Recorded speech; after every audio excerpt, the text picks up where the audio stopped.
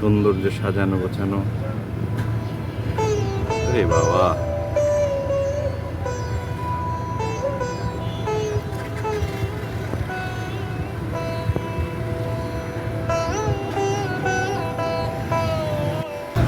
দর্শক মণ্ডলী, আমি যে জায়গাতে দাঁড়িয়ে আছি আপনারা ভাবছেন যে টয়লেটের সামনে কেন দাঁড়িয়ে আছি।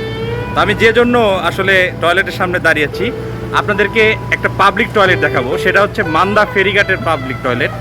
আমি একটা জিনিস আশ্চর্য হয়েছি, আসলে পাবলিক টয়লেট বলতে বোঝায় যে খুবই জঘন্য, খুবই মানে গন্ধযুক্ত একটা জায়গা, কিন্তু আমি এখানে এসে আশ্চর্য হয়েছি।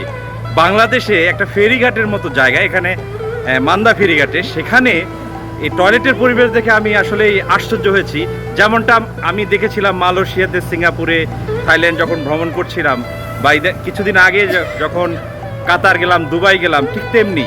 আসুন আমরা একটু দেখাই আসলে আমি যেটা বলছি সেটা কতটুকু সঠিক।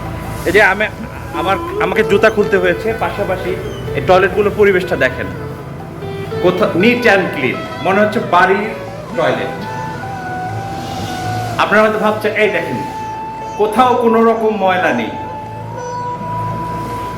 হ্যাঁ, আপনি হয়তো ভাবছেন যে কন্টেন্ট পেলেন না, না এটা একটা কন্টেন্ট। আসলে পরিশেষে একটা জিনিস বোঝা গেল, তা হলো আমাদের আইন আছে, আমরা আইন মানি না।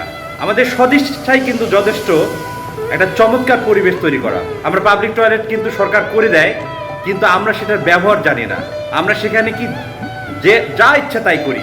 কিন্তু আমরা যদি নিয়ম মানি তাহলে এইরকম মনে হচ্ছে যে এখানে গড়াগড়ি খাওয়া যাবে, এমন একটা পরিবেশ। তো ভাই, আমরা সবাই নিয়ম মানি, আসুন না একটু নিয়ম মানি। এরকম মান্দা ফেরিঘাটের মতো চমৎকার টয়লেট হবে, এবং যারা দায়িত্বে থাকবেন আপনারা দায়িত্ব অবহেলা করবেন না। নিয়ম মানতে সবাই সদিচ্ছায় যথেষ্ট, সবাই একটু নিয়ম মেনে আমরা এই কাজগুলো করব।